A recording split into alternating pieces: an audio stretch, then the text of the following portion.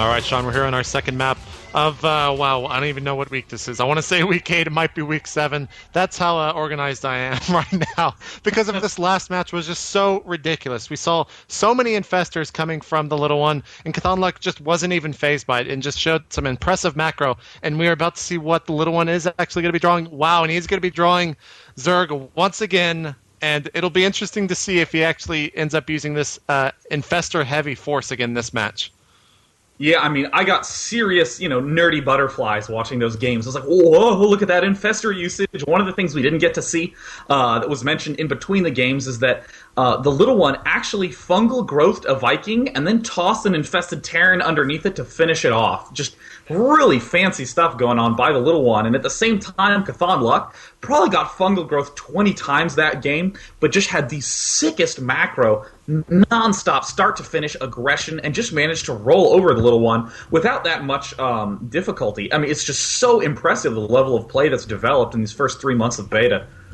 And, of course, Steps of War is a relatively close map, and usually Cauthon Luck does like to send 2 Marines and 1 SCV if the Zerg is using a fast expansion build. Looks like he is doing the same gas trick there to get an extra drone out as his Overlord is about to finish. And, of course, we do need to say that Cauthon Luck is going to be spawning as the Blue Terran in the south and the Little One as the Red Zerg in the north. So going back, we do see an early SCV scout as well as a Rax going down at 11. Pretty standard stuff for Cauthon Luck.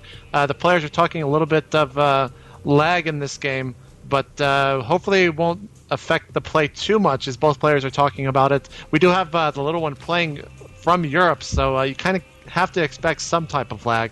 But it looks like most of it has kind of ironed out. We do see Cauthon Luck sending an early scout. I guess he was looking to see if there was a pool first. Kind of, you always have to think about what you're scouting for. He does see this drone going out. Now it'll be interesting. Interesting to see if this SCV will catch him. Wow, okay, that drone is going to be a scouter. As Cauthon Luck was thinking it was going to be an expansion. He does have that SCV rallied there, and looks like he is holding position right on the natural expansion of the Little One. That Rax is done now. We do see a Marine being built, and this drone coming in is going to be able to see everything that's going on. Pretty standard opener, though, from Cauthon Luck right now.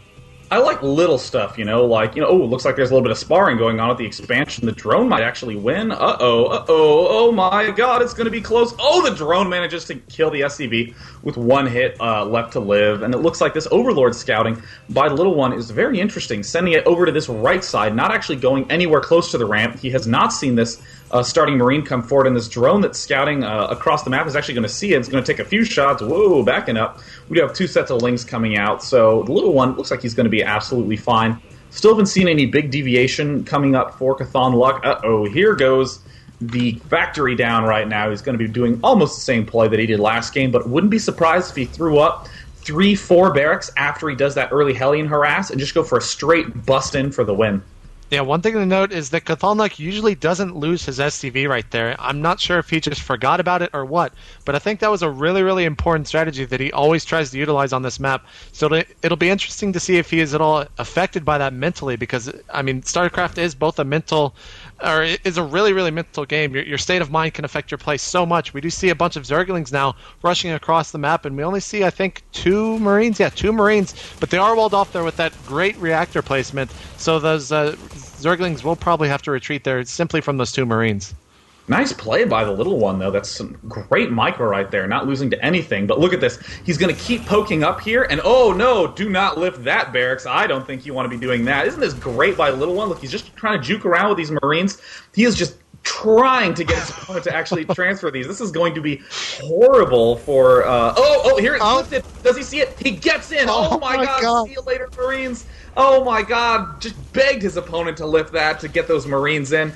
And right at the moment, Cauthon Luck thought he wasn't looking. The Little One bounced right up there, but still some nice defense by Cauthon Luck. And look at this Little One hold positioning underneath the factory, making sure he can't land it.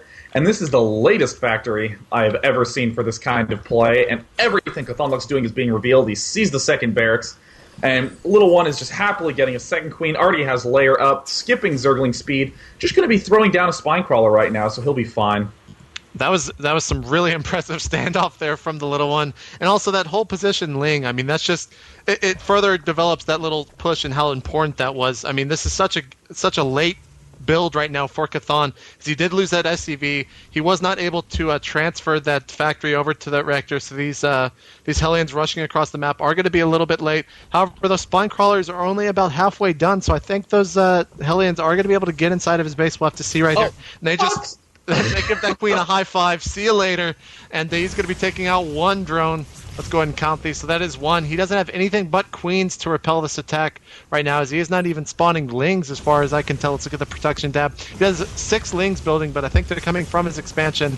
And looks like he has killed 4 right now, 4 drones. He is transferring them over to his expansion. He's going to meet a bunch of lings right now. We'll have to see how he micros these Hellions there in the main of the little one.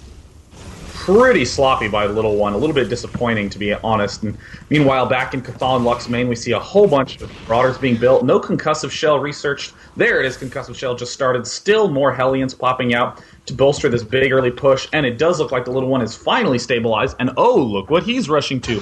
An infestation pit. Good for you. And Zergling speed already is being constructed. Love this play. Got the chance to see the little one do this on Metalopolis. Just going for Zergling Infester very early on, doing some serious damage, and another spine crawler going down. Might be able to hold, but Cauthon Lux's timing is so good. Look at this. Concussive Shell almost finished researching as he gets across the map. Oh, wow. Looking at these 4 Hellions, they're rushing into the natural expansion of TL. I thought he was going to get a lot more drones than he actually did. I think he got about 3, maybe 4 kills there of the drones of the little one. And now we see this huge aggression from Cauthon Lux there with 4 Marauders, 3 Marines, and 3 Hellions there, or excuse me, 5 Hellions. We do see that spine crawler about to finish with the queen in the front there. He needs to possibly pull that queen back as those forces are coming in.